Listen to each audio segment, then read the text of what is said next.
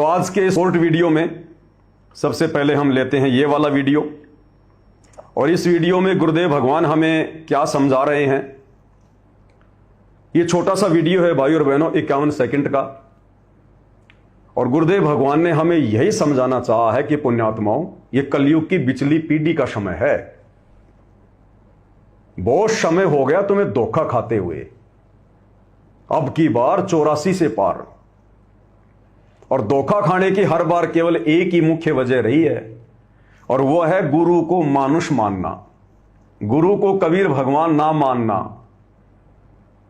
कबीरा ते नर अंध हैं जो गुरु को कहते, और यानी गुरु को परमात्मा के अलावा समझना, उसको कहते हैं गुरु को कहते और अन्य। परमात्मा के अलावा है गुरु, तो गुरु को कहते और कहते हैं हरि के रूठे ठोर है, पर गुरु रूठे नहीं ठोर। परमात्मा कहते हैं गुरु को हल्के में मत लो, गुरु रूप में स्वयं परमात्मा आता है, स्वयं कबीर देव आता है गुरु रूप में। दूसरा धरती पर कोई गुरु की भूमिका नहीं निभा सकता, कोई तत्वदर्शी संत की भूमिका नहीं निभा सकता, अपने द्वारा रची गई सृष्टि को कोई बता नहीं सकता, पहला अध्याय भी नहीं खोल सकता कोई। और सत्संग केवल कबीर भगवान ही सतगुरु रूप में आके कर सकता है, क्योंकि 21 ब्रह्मांड में सच केवल कबीर ही कह सकता है। या तो ब्रह्मा विष्णु महेश के मुंह से भी ये काल और दुर्गा सच नहीं निकलने देते, फिर आप और हम सब तो उनके अधीन है। यहां 21 ब्रह्मांड का मां के गर्भ से जन्म लेकर आया हुआ जेर में लिपट कर कोई जीव, कोई प्राणी, कोई मानुष, कोई गुरु भला कैसे ये भेद बता देगा, काल से टक्कर ले लेगा, उसकी छाती पर बैठकर ये तत्व ज्ञान देगा। तो कहते हैं समर्थ का काम उसी को साजे, और करे तो मूर्ख बाजे।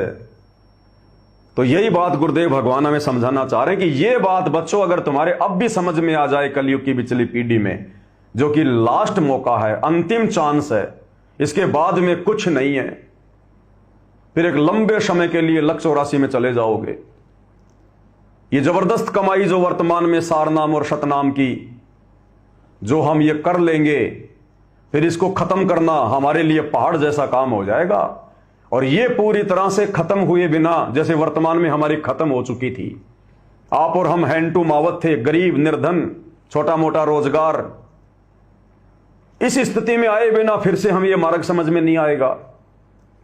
और ये कमाई खर्च करने में भाई अरबों, करोड़ों, अरबों युग लग जाएंगे, करोड़ों अरबों युग। इसलिए गुरुदेव भगवान कह रहे कि समझा है तो सिर दर पांव, बहुर नहीं रहे शादाव। और अपने आप को स्पष्ट रूप से परमात्मा ना कहकर, और ना कहेंगे गुरुदेव, क्योंकि ये उनका विधान है, उनका रूल है। और ये गुरु और गोविंद के बीच की खाई को समाप्त करने के लिए ही ये तत्व ज्ञान दिया जाता है, ताकि गुरु के कहे बिना, उनके संकेतों को समझकर, उनके सत्संगों को सुनकर हम ये गुरु और गोविंद के बीच की खाई को समाप्त कर दें कि गुरु और गोविंद दो नहीं भाई, जब तक दो समझोगे दो जग में जाई, वो नरक में जाएगा। और एक सत्संग में गुरुदेव ने स्पष्ट कर दिया कि बच्चों, जब तक आप गुरु को और परमात्मा को अलग अलग मानोगे, तब तक आपके घट में काल बैठा रहेगा, आपको सद्बुद्धि नहीं आ सकती।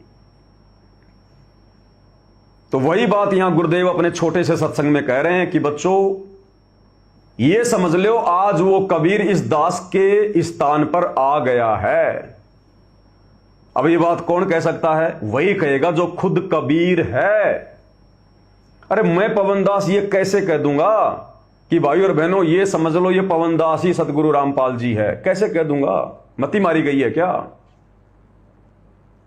लेकिन गुरुदेव भगवान यदि ये बात कह रहे हैं कि बच्चों समझ लो, आज वो कबीर भगवान आपके गुरु के स्थान पर बैठा है, तो खुद कबीर ही ये बात कह सकता है गुरु रूप में आकर, जो कि सतगुरु रामपाल जी आए हुए हैं और इसीलिए कह रहे हैं, आप और हमें समझा रहे हैं।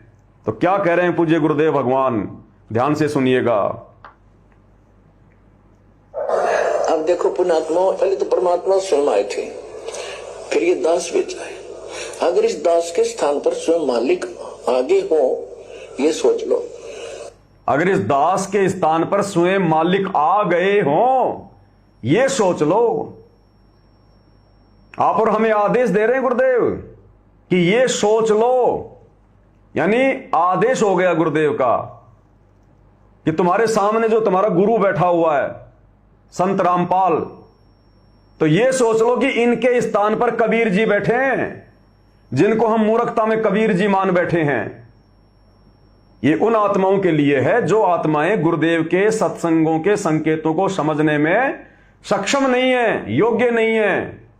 उनके लिए कहा जा रहा है कि ये सोच लो कि आपके गुरु जी के स्थान पर कबीर जी आ गए हैं, कबीर जी बैठ गए हैं, और उसके बाद फिर आप कैसा व्यवहार करोगे।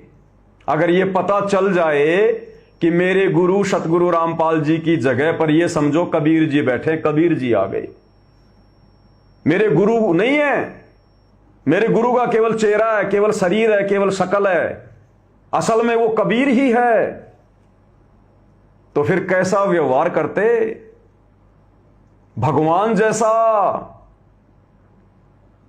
जैसे इन आश्रमों में किया जाता है, भोग लगाते समय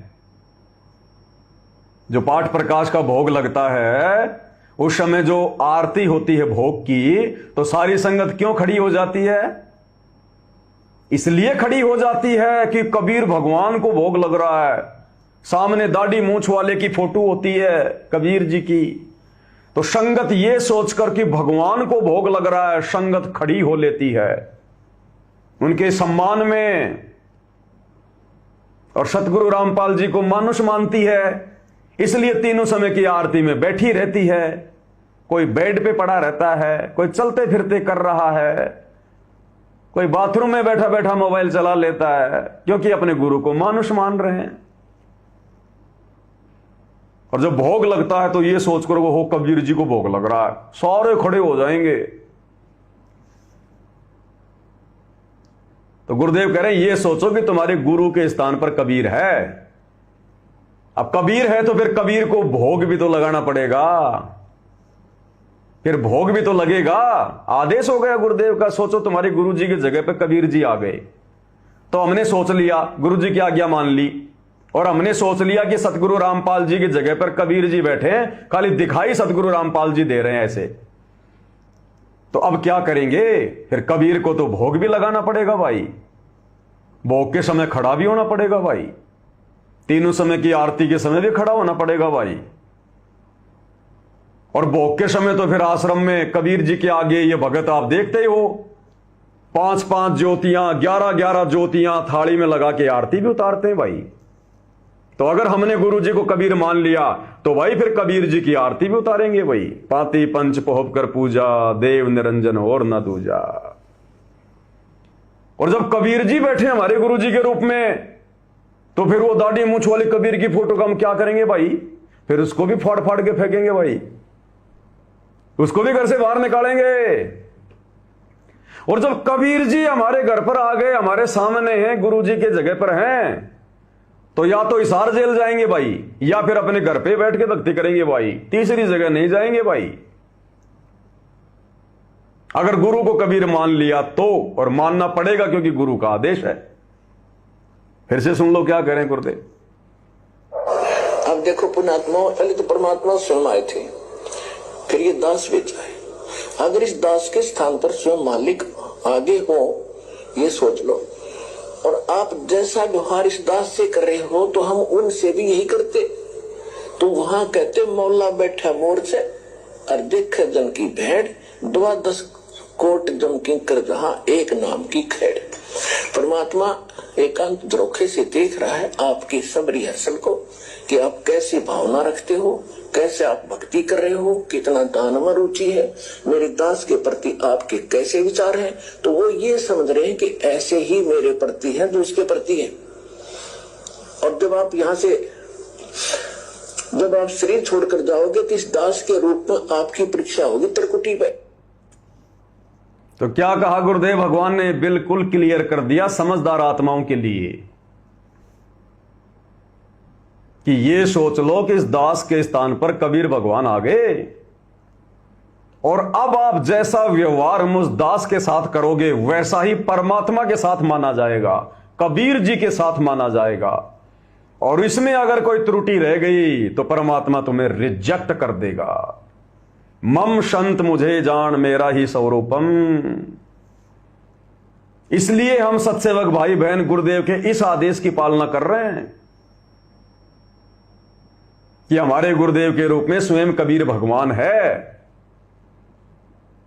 अब भगवान की पूजा में, भगवान की सेवा में, कबीर भगवान की भक्ति में, आदर सम्मान में, श्रद्धा भाव में, समर्पण भाव में, मर्यादाओं में कोई त्रुटि ना रह जाए। क्योंकि गुरुदेव भगवान कहते हैं कि परमात्मा एक झरोखे से तुम्हें देख रहा है, तुम्हारी हर क्रिया देख रहा है, तुम्हारी भक्ति भाव देख रहा है, तुम्हारा समर्पण देख रहा है। इसलिए हम सत्सेवक भाई बहन मर्यादा नहीं तोड़ते, खुद टूट जाएंगे, मर्यादा नहीं तोड़ेंगे। और गुरु के अलावा किसी और में परमात्मा नहीं देखेंगे, क्योंकि आदेश हो गया गुरुदेव का। अब गुरु के अलावा किसी में परमात्मा नहीं देखेंगे तो फिर किसको देखेंगे? गुरु जी को देखेंगे परमात्मा के रूप में। जब गुरु को परमात्मा मान लिया तो परमात्मा जैसी क्रिया करेंगे, भोग भी लगाएंगे, चवर भी करेंगे, आरती भी उतारेंगे, भगवान को आसन भी देंगे, भगवान की तीनों समय की आरती भी विधिवत करेंगे। और भगवान झरोके से देख रहा है, इसलिए हर प्रकार से अपने आचरण को भी शुद्ध रखेंगे। तो बताओ किस आधार से ये कह सकते हो कि सत्सेवक गलत कर रहे हैं? किस आधार से कह सकते हो कि सत्सेवक गुरुद्रोही हैं? और क्यों हमें गुरुदेव भगवान कहेंगे कि ये सात संगति वाले गुरुद्रोही हैं? क्योंकि हम तो वही कर रहे हैं जो गुरु जी हमें आदेश दे रहे हैं। अगर राजनीति करेंगे तो हमारे भाव बनेंगे नहीं, हमारी श्रद्धा बनेगी नहीं, गुरु वचन टूट जाएगा, गुरु जी का आशीर्वाद छूट जाएगा, कनेक्शन कट जाएगा।